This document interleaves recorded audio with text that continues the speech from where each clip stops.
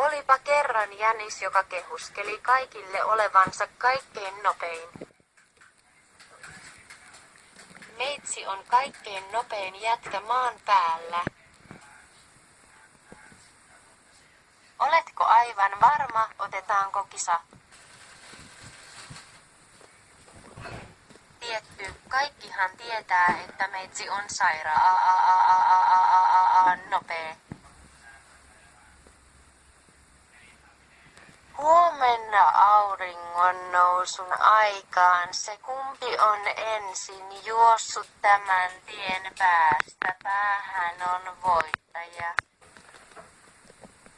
Ok, voittaja, eli meitsi saa rahen.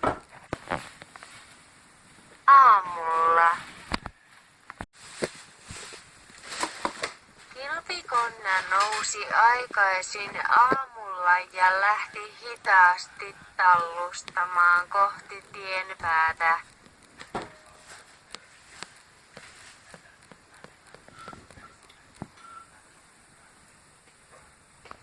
Kun taas jänis veteli sikeitä. Kyllä meitsi sen sairaan hitaan etanan kiinni saa, vai oliks se kilppari? Ihan sama, meitsi jatkaa sikeilyä.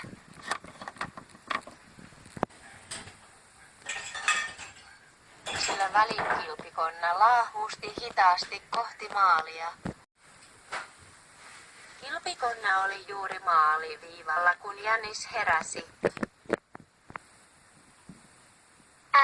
Paljon kello, meitsi ihan unohti ne kisat. Jänis pomppu juoksi minkä kerkesi, mutta ei ehtinyt maaliin ennen kilpikon. Tada vuhu juhu jee. Nope meitsi on silti kaikkein nopein pupu maan päällä.